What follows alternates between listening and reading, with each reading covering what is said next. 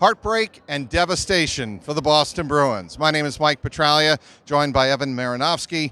After a 4-1 Game 7 home ice loss to the St. Louis Blues, the Blues behind us are the ones hoisting the Stanley Cup in 2019. A huge missed opportunity, Evan, for the Boston Bruins, many of whom were in tears after the game in their dressing room. Zdeno Chara, Brad Marchand, just to name a few. Rightfully so. I mean, it felt, everybody heading into the series picked the Bruins.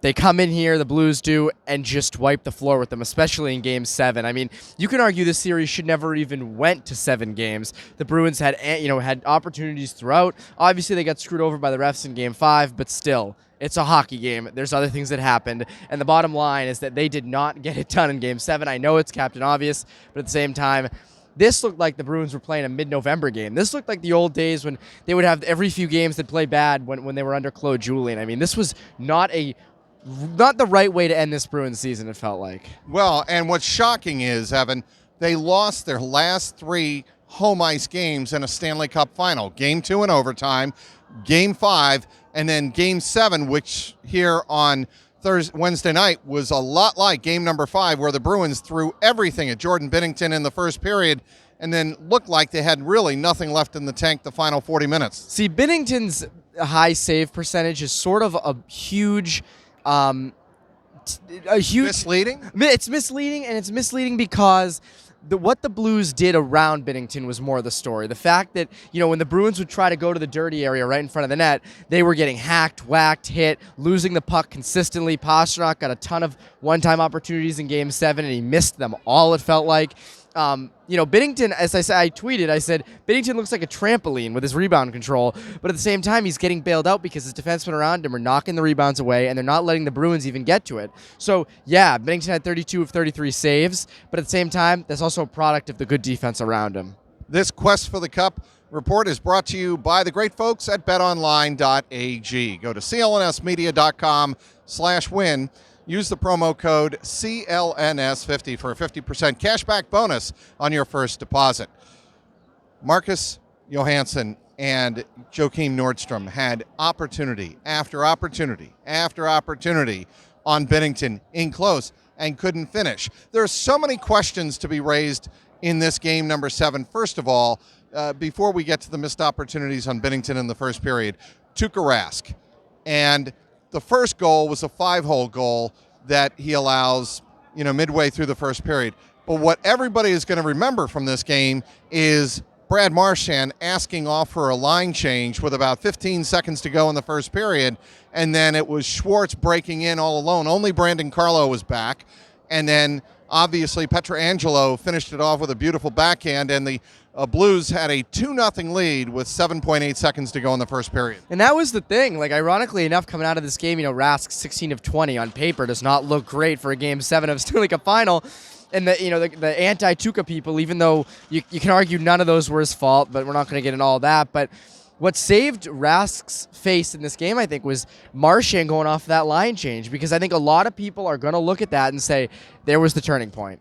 There was the turning point. I think rightfully so, because that gave the Blues unbelievable momentum going into the second period. Well, exactly, and that's with 8 seconds left. Trags, 8 seconds. Marchand couldn't stay on the ice for 8 more seconds of the first period. You know what that is, though? It's not that he couldn't. It was apparent he had no awareness of the situation on the game clock. Well, that was the thing, and I think he looked at it like, I'm back on defense, because if you look, Grzelcyk steps in. Marchand was already at the blue line in the offensive zone anyways. When Grzelcyk stepped in, he just moved to the left side, and I think there was panic in him, like, oh my God, I'm the last defenseman back. I don't want to be this guy.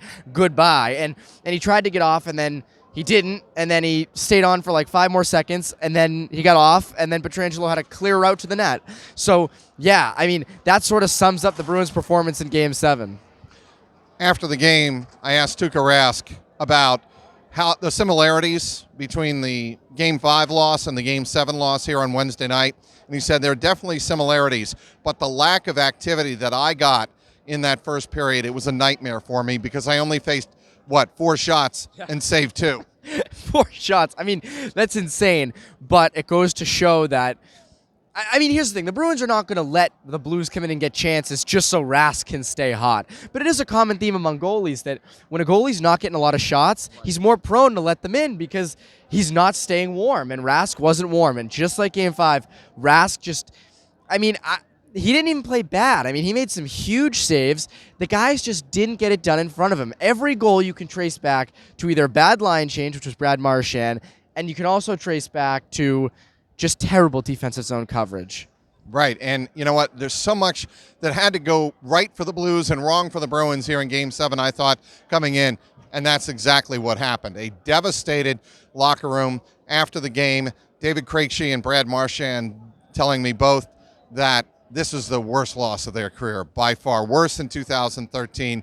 And you have to understand, and you have to, believe them and take them at their word, simply because you don't know how much longer these guys are going to be together. Well, that'll do it for the 2019 Stanley Cup playoffs. Thanks for following us on Twitter at BruinsCLNS. We'll, of course, have you covered throughout the offseason. It could be a beauty in terms of activity going on for the Boston Bruins. But first things first, the Bruins drop game number 7 here on home ice of the Stanley Cup Final. Their first ever in their 95 years as Stanley Cup Final game number 7.